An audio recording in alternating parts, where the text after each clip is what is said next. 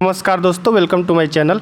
हमारे देश में बीजेपी जब से सत्ता में आई है या पहले से भी रही है, जिन मुद्दों पर हमेशा सरकार बनाई है और चुनाव लड़ा है, चाहे वो अटल जी अडवाणी जी की बीजेपी हो या अब मोदी जी और अमित शाह की, उनमें से कुछ मुद्दे हमेशा अहम रहे हैं, जिसमें राम मंदिर है, आर्टिकल 370 है, ट्रिपल तलाक, यूनिफॉर्म सिविल कोड। बाकी तीनों पे तो फैसला आ गया है। अब जो मेन आगे का जो टारगेट है वो है यूनिफॉर्म सिविल कोड। चाहे वो राम मंदिर हो या आर्टिकल 370 हो, जो कि 2019 में हटाया गया था।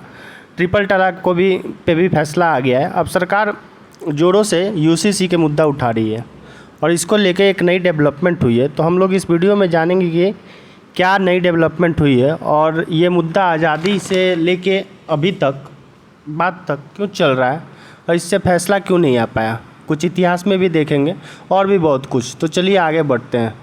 सबसे पहले अब मोदी सरकार के अंडर जो 22nd लॉ कमीशन काम कर रही है, 22वां, उनको ये बोला गया था कि आप इसको देखिए कि यूसीसी लाया जा सकता है कि नहीं। इसको लेकर लॉ कमीशन ने एक नोटिस जारी किया है। कहा है कि देश के जो भी पब्लिक है या देश के जो नागरिक हैं या कोई भी जो भी रिलीजियस ऑर्गेनाइजेशन है, वो अपना व्यू दे सकती है यूसीसी पे। इवन अगर कोई भी इसकी प्रॉपर नॉलेज रखता है इस टॉपिक पे, तो उसके साथ स्पेशल डिस्कशन के लिए भी उसको बुलाया जा सकेगा। और इससे पहले 2018 में 21st लॉ कमीशन ने एक पेपर रिलीज़ किया था। तो द पेपर था the reform of family law, जिसमें ये भी कहा था कि UCC is neither necessary not desirable, मतलब कि इसकी अभी आवश्यकता नहीं है।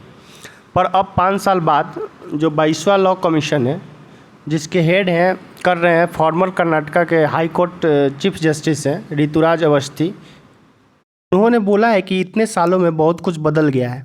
सुप्रीम कोर्ट का भी बहुत सारी जजमेंट आए हैं जिसमें इसको हाईलाइट किया गया है। अब इस हालात में इसको इम्प्लीमेंट किया जा सकता है, लाया जा सकता है कि नहीं, ये देखना होगा। अब यूसीसी क्या है इसको समझ लेते हैं। ये आर्टिकल्स 44 के अंडर आता है, आप देख सकते हैं। डीपीएसपी के तहत आता है, डायरेक्टिव प्रिंसिपल स्टेट पॉलिसी, जो कोर्ट से इन्फोर्सेबल नहीं होता है। जैसे कि राइट टू एजुकेशन पहले डीपीएसपी में ही था, बाद में इसको फंडामेंटल राइट में ऐड कर दिया गया था।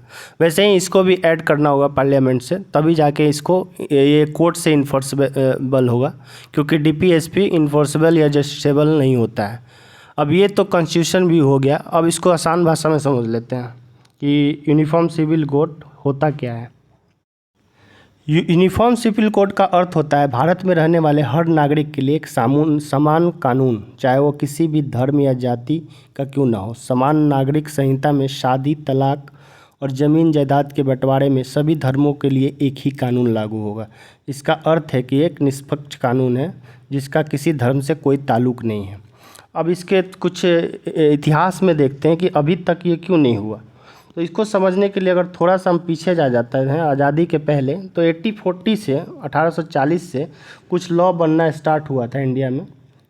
उस टाइम ये मुद्दा भी उठा था कि सभी लॉ को यूनिफाइड किया जाए। पर 1857 के बाद जो 1857 में म्यूटनी हुई, जो उसके बाद जो क्वीन प्रोक्लेमेशन 1859 आया, उसमें अंग्रेज़ों ने पॉलिसी अपनाई जिसमें ये कहा गया कि एब्सोल्यूट नॉन इंटरफेरेंस इन रिलीजियस, मतलब पर्सनल जो धर्म है या रिलीजियस है उसके साथ कोई छेड़छाड़ नहीं करेंगे, क्योंकि इसका जो नतीजा था वो 1857 में अंग्रेज़ों ने भुगत लिया था। तो इसकी वजह से उस टाइम ये कुछ नहीं हो पाया। फिर आज़ादी के बाद जब लॉ बनाने जा रहे थे आज़ादी के बाद, तो कॉन्स्टिट्यूशनल असेंबली में के टाइम में भी ये मुद्दा उठाया गया था। जो 2 लोग इसके पक्ष में थे, जो फेवर में थे, नेहरू जी, अम्बेडकर, पर कुछ रिलीजियस ऑर्गेनाइजेशन और वजह से इसको उस टाइम में इम्प्लीमेंट नहीं किया जा सका। अब आते हैं कि क्यों ज़रूरी है। दरअसल दुनिया में किसी भी देश में जाति और धर्म के आधार पर अलग अलग कानून नहीं है, लेकिन भारत में अलग अलग पंथों के मैरिज एक्ट हैं। इस वजह से विवाह, जनसंख्या समेत कई तरह का सामाजिक ताना बाना भी बिगड़ा हुआ है। इसलिए देश के कानून में एक ऐसे यूनिफॉर्म तरीके की ज़रूरत है जो सभी धर्म, जाति, वर्ग और संप्रदाय को एक ही सिस्टम में लेकर आए। इसके साथ ही जब तक देश के संविधान में ये सुविधा या सुधार नहीं होगा, भारत के पंथ निरपेक्ष मतलब सेकुलर होने का अर्थ स्पष्ट तौर पर नज़र नहीं आएगा। क्योंकि हमारे कॉन्स्टिट्यूशन क्या बात बोलता है कि इंडिया सेकुलर है। स्टेट है। तो ये इसलिए ज़रूरी है। इसके साथ ही अलग अलग धर्मों के अलग अलग कानून से न्यायपालिका पर बोझ पड़ता है। इससे परेशानी से निजात मिलेगी और अदालतों में लंबित पड़े फैसले जल्द होंगे। जैसे शादी है, तलाक है, एडॉप्शन है, जायदाद के बंटवारे हैं, सबके लिए एक जैसा कानून होगा, फिर चाहे वो किसी भी धर्म का क्यों ना हो। वर्तमान में हर धर्म के लिए इन मामलों को निपटारा अपने पर्सनल लॉ यानी निजी कानूनों के तहत करते हैं। अब जैसे कि हिंदू पर्सनल लॉ है। भारत में हिंदुओं के लिए हिंदू कोड बिल लाया गया। देश में इसके विरोध के बाद इस बिल को क्या किया गया, 4 हिस्सों में बांट दिया गया था। जो तत्कालीन प्रधानमंत्री थे जवाहरलाल नेहरू ने इसे Hindu marriage act, Hindu succession act, Hindu adoption act और adoption and maintenance act, Hindu minority and guardianship act में बांट दिया गया था। अब इन कानूनों के जरिए महिलाओं से सीधे तौर पर सशक्त बनाया गया। इस कानून से फ़ायदा जो हुआ, इसके तहत महिलाओं को पैतृक और पति की संपत्ति में अधिकार मिल जाता है।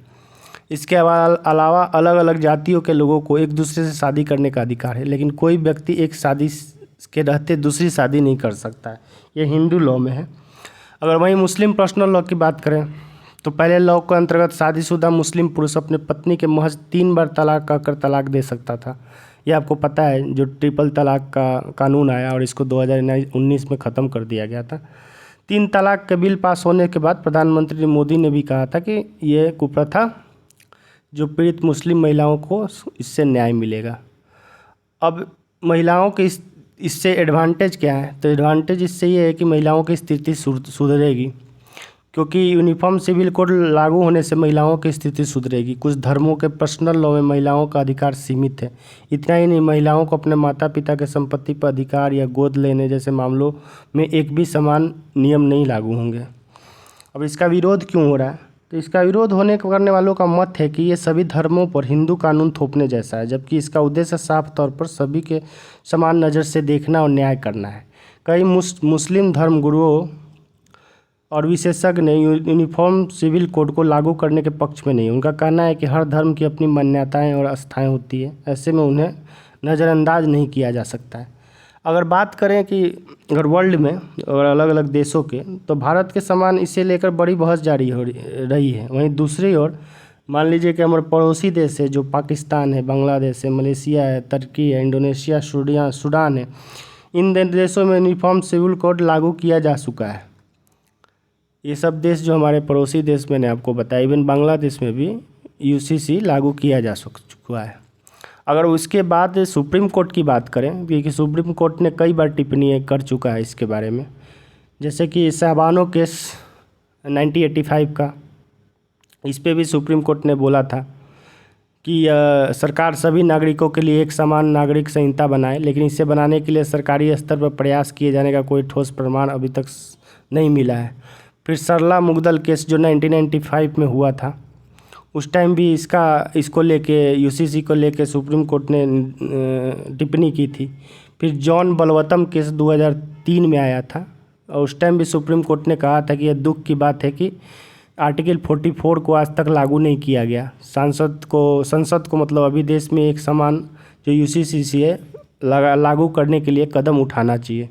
फिर 2017 का सायरा बानो केस, उसमें भी हम सुप्रीम कोर्ट ने कहा था कि हम सरकार को निर्देशित करते हैं कि वो उचित विधान बनाने पर विचार करें। उम्मीद की जानी चाहिए कि इस्लामिक देशों में शरीयत में हुए सुधारों को ध्यान में रखते हुए एक कानून बनाया जाएगा।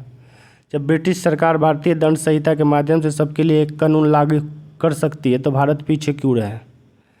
अब इसको लेके कुछ जो एक्टिविस्ट थे, अश्विनी उपाध्याय, उन्होंने यूसीसी लागू कराने के लिए सुप्रीम कोर्ट में याचिका दायर कर रखी थी। उनका कहना था कि देश एक संविधान से चलता है, एक ऐसा विधान जो सभी धर्मों और संप्रदायों पर समान लागू हो।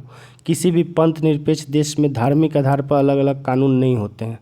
भारत में यूनिफॉर्म सिविल कोड अनिवार्य तौर पे होना चाहिए। तो इसके लेके ये पक्ष विपक्ष थे और इसका क्या एडवांटेज और डिसएडवांटेज है मैंने आपको ये भी बताया, और इसका इतिहास क्या है।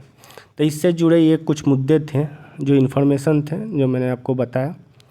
अगर आपको अच्छी लगे हो तो please subscribe this channel for more update, like share and comment. Thank you. UCC में प्रोग्रेस की बात करें तो अभी उत्तराखंड में इसकी प्रोसेस शुरू हो चुकी है यूनिफॉर्म सिविल कोड की। और इसको लेके सरकार पहल कर चुकी है यूनिफॉर्म सिविल कोड की। वहीं अगर पूरे देश में बात करें तो यूनिफॉर्म सिविल कोड गोवा में है ऑलरेडी बहुत दिन से, और वहाँ यूनिफॉर्म सिविल कोड काम करता है। तो ये एक अच्छा एग्जाम्पल है कि पूरे इंडिया में सिर्फ गोवा स्टेट में ही यूनिफॉर्म सिविल कोड काम करता है। तो दोस्तों इससे रिलेटेड ये था इन्फॉर्मेशन। अगर इन्फॉर्मेशन अच्छी लगी हो तो please like share and comment. Thank you.